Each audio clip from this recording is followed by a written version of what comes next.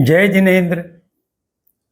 हमने देखा कि भक्तामर स्तोत्र पूर्ण ही एक महाप्रभावी मंत्रों का समूह है।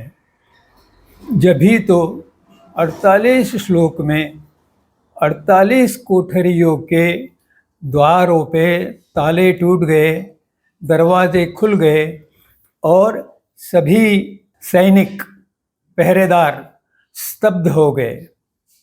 यह बहुत बड़ा प्रभाव था भक्तामर स्तोत्र का। इसका प्रत्येक श्लोक अपने आप में एक स्वतंत्र मंत्र है और उसका विशिष्ट प्रभाव है। मनुष्य के जीवन में विभिन्न प्रकार की कठिनाइयाँ आती रहती है, उसे संकटों का सामना करना पड़ता है। ऐसे समय अगर किसी विशिष्ट संकट के लिए उसे कोई मंत्र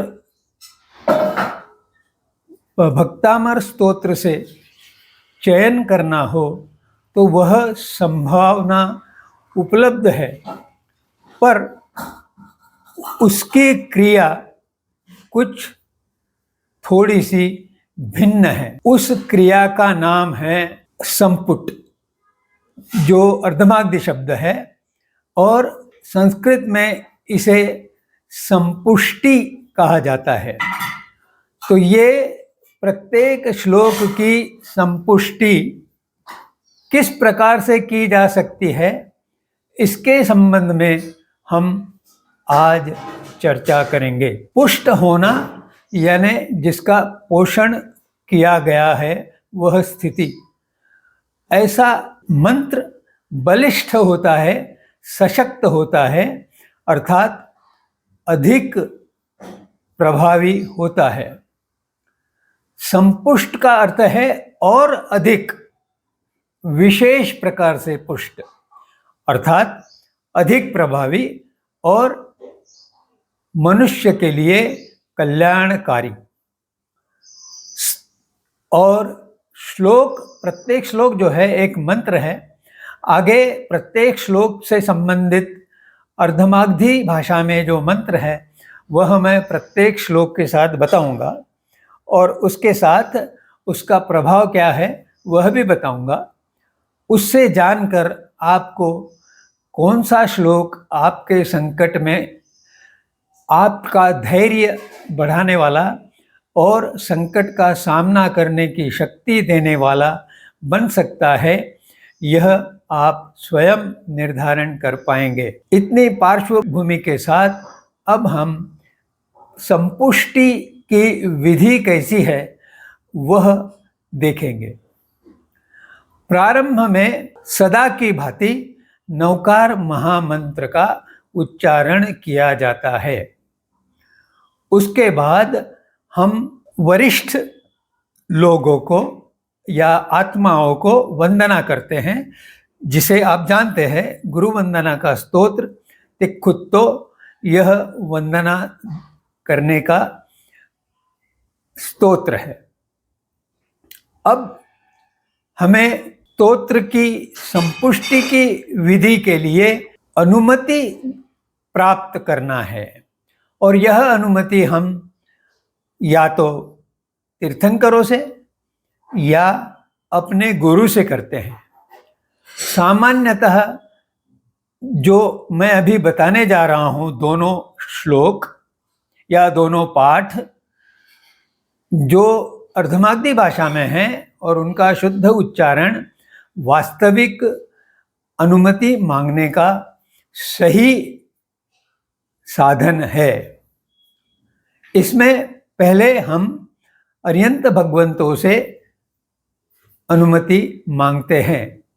वह सूत्र है इच्छाकारेणम संदिश भगवम भक्तामरथोत्थम करिष्यामि। यह अनुमति मांगने का स्तोत्र है और इसके पश्चात कुछ क्षण रुकना चाहिए, क्योंकि हमने भगवंतों से अनुमति मांगी है तो अनुमति देने में उन्हें कुछ क्षण लगेंगे। उस क्षण के पश्चात हम उस अनुमति का स्वीकार करके उसको शिरोधार्य करते हैं। वह शब्द है इच्छम। अब अरिहंतों से अनुमति मांगने के पश्चात हम हमारे गुरु से अनुमति मांगते हैं। अब मैं मेरे गुरु से अनुमति मांगूंगा, वहाँ आप अपने गुरु का नाम डालकर अपने गुरु से वह अनुमति मांग सकते हैं। सूत्र वही है, इच्छा कारणम संदिशः भगवम मम धम्म गुरु आयर्य श्री ज्ञानचंद मुनिंदम भक्तामर्थोत्तम करिष्यामि। और फिर कुछ क्षण के बाद इच्छम, यह शब्द कहने के पश्चात हमारा अनुमति लेने की प्रक्रिया का कार्य पूर्ण हुआ। अब वास्तविक संपुष्टि का जो श्लोक है उसके संबंध में 3 चीजें महत्वपूर्ण हैं। पहली चीज, जो स्तोत्र हमने हमारे संकट निवारण के लिए चुना है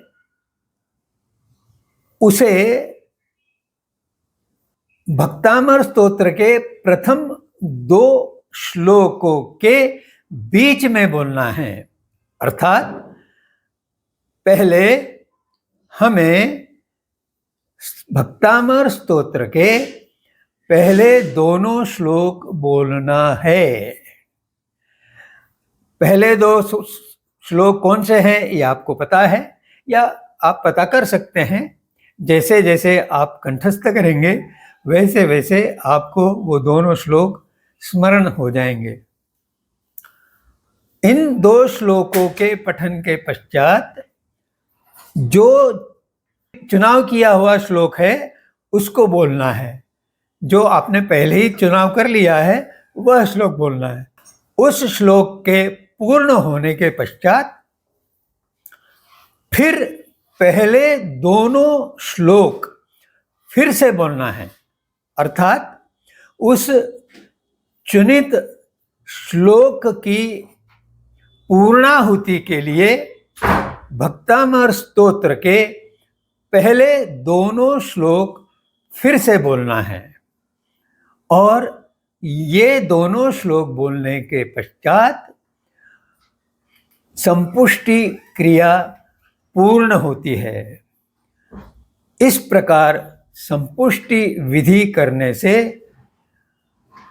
वह संकट निवारक श्लोक प्रभावकारक बनता है, पर उसके साथ हमारे भाव निर्मल होने चाहिए, हमारे मन के भीतर का वातावरण विशुद्ध होना चाहिए। हम उसी स्थान पे यह संपुष्टि विधि करें जहां हमने पहली बार की है, क्योंकि यह संपुष्टि क्रिया लगातार हर दिन उसी समय उसी स्थान 52 दिनों के लिए अखंड करनी पड़ती है। इस संपुष्टि क्रिया में हमारी अढल श्रद्धा होना आवश्यक है।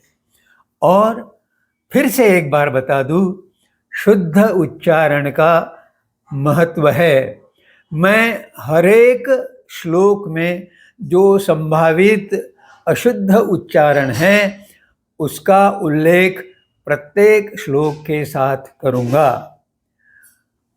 इतने विवेचन के पश्चात मैं यहीं रुकूंगा। जय जिनेंद्र।